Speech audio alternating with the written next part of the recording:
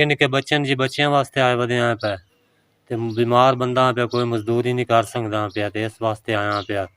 ते चलो कोई मैं के बच्चों की रोजी चलो बन जासी तां पर आया पे जी ये मजदूरी 3 बच्चे पे मेरे वो रोजे रख देन पे SVS इन्हें राशन पहुँचा दिता है जी कोई जे ना जी पहुँचा दिता है पिया बड़ा कोई दे दिता रब ने तुहानू बहुत कोई देवे इतना देवे किसी शायद तुहानू थोड़ ना पवे अल्लाह करे रब दी जात तुहानू गणा देवे जी तुहानू बहुता देवे जी रब दी जात तुहाडा भला करे मेरे कोल पे बंदा मेरा फौत होया बच्चे जेड़े हर कोई एक को आ रहा है पिया वो इत्थे कोई नहीं मेरे को हर कोई 11-12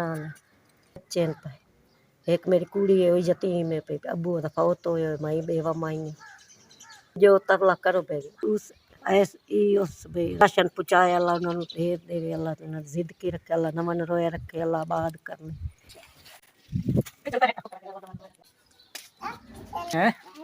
छब्बियां बनाती रहनी मेहनत आपकी लगी रहनी बच्चे आप दो आप हर कोई शादियां वाले ने 11-12 वाले कोई लाहौर वादा है कोई एक अद्धा मेरे को आपदा मेहनत करके गुजारा करें पी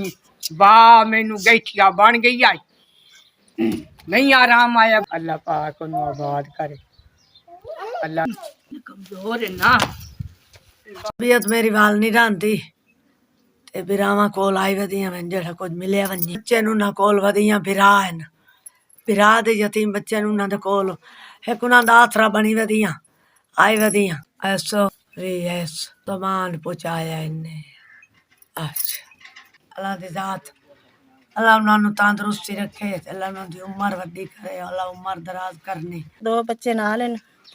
मैं ठीक नहीं रहती मेरी तबीयत खराब रहती मेरे दिल की धड़कन तेज़ हो जाती ते बड़ा मेहरबानी की जाए SVS पहुँचाया राशन बड़ा कुछ उन्होंने पहुँचा दिता सानू ये बड़ा कुछ गरीब बंद तावन किया अल्लाह मियाँ तुहानू तंदुरुस्ती देवे ते SVS वाला शुक्र है।